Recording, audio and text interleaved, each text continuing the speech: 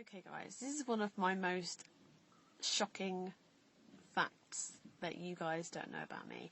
And I know that a lot of you are going to be like, no way, I do not believe this at all. But this is actually true. I promise you guys, this is true. And even my own family members, have a hard time believing this. My husband has never heard me break wind, as in from that area. Oh, I've already explained I can't burp. I can, the other. But my husband has never heard me, break wind. And people are like, no, of course he's heard. Because we've been together for 13 years. So you'd think that how on earth can you have been married with someone for 10 years, be with someone for 13, they've never heard you fart. But honestly, I've never farted in front of my husband. And, but what makes it nice is that my husband has never farted in front of me either.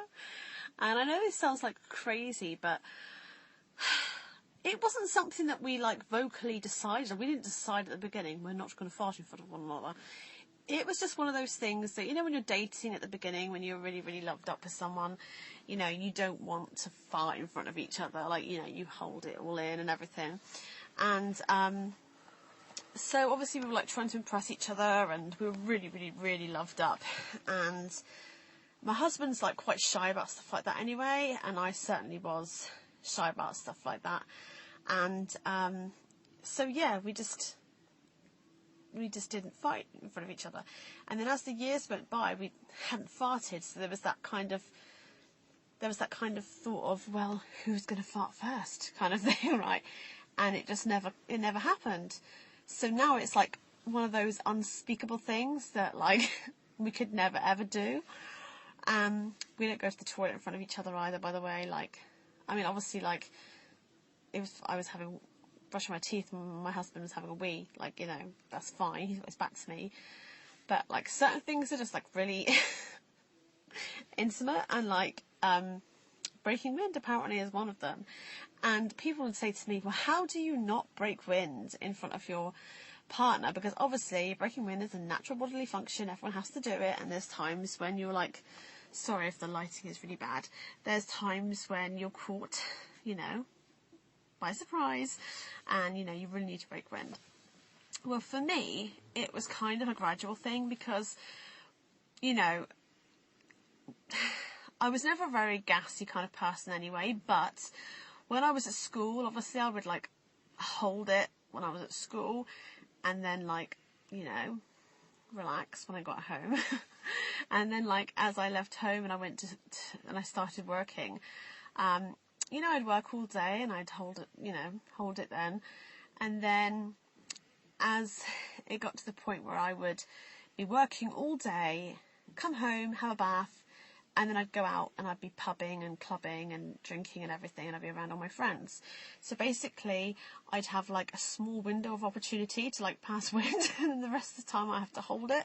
So I think I developed these really strong muscles, and these are the same muscles that you use, your pelvic floor muscles, the same muscles you use when you're doing your pelvic floor exercises and stuff like that. So I have really strong control down there, which I'm hoping will really benefit me when I'm older, so that I won't get incontinence, in my old age. So I'm hoping it will help with that. But yeah, basically, because I would always have to hold it when I was at work and then hold it because I'm out clubbing, I just never really had a chance or opportunity to pass wind. So I basically learned, just to hold it. And funnily enough, I did hear a really funny story that someone said, apparently this is scientifically true, that if you don't pass wind during the day, it comes out at night when you're sleeping.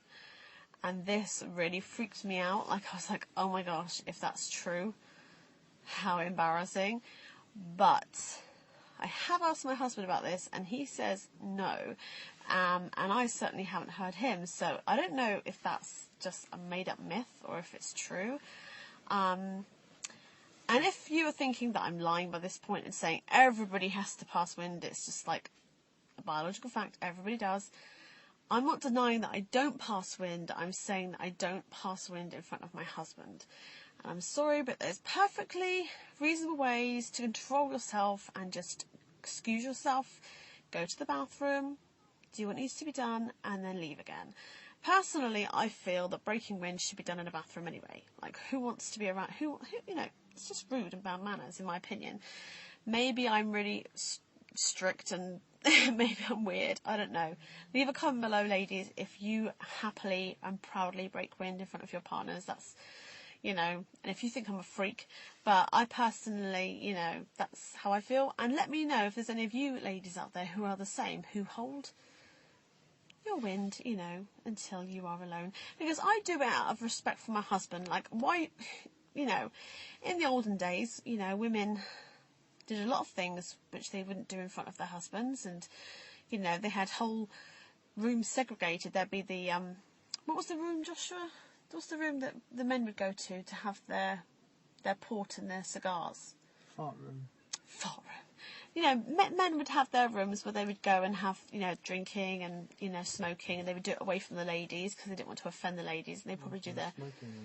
The smoking room, and they'd have their coarse joking and stuff that the women couldn't hear, otherwise they'd faint away. And, the women would have their tea rooms where they would delicately talk about their things. And I think deep down, that's where I'm coming from. I just think that women should have respect for their husbands, and not just be burping and farting and talking about disgusting stuff. And I'm not trying to be weird and say that you can't have a laugh with your husband. Me and my husband have a lot of toilet humour and a lot of laughs and stuff. But just in that particular area, that's how I like to respect him, is by not that. But anyway, I bet that's a right surprise to you guys, because that's something that not most people know about me. So another interesting fact about me is that I actually, as a child, went to a public school, I went to a private school, and I was homeschooled. So that's 3 different types of schooling: public, private, and homeschooling. And when I was at private school, I actually passed my GCSEs, and I got 11 GCSEs. And I'm not saying this to brag or anything, because I'm not bragging about it, but it's just something that I think most people don't know, because I'm stereotypically, I'm blonde, I wear low-cut tops, I have kids, I publicly breastfeed, I show my boobs on the internet.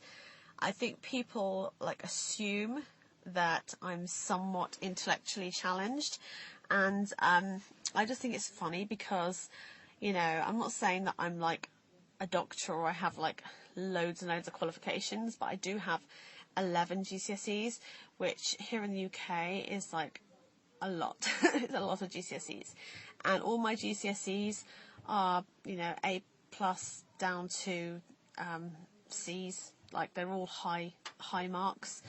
And again, I'm not saying this to brag, because so I'm not bragging about it, because even though I got really high marks and even though I got 11 GCSEs, I pretty much have forgotten every single thing I learnt. Honestly, I think that unless you go on to university, the majority of what you learn, I don't remember half of it. So I'm not trying to say that I'm super, super intelligent, but I'm just saying that I think that's quite something that when I tell people, they really amazed by. And also things like geography, I am absolutely useless with. I honestly cannot tell you which countries are where. If you showed me one of those, is it a globe, Josh? What is it?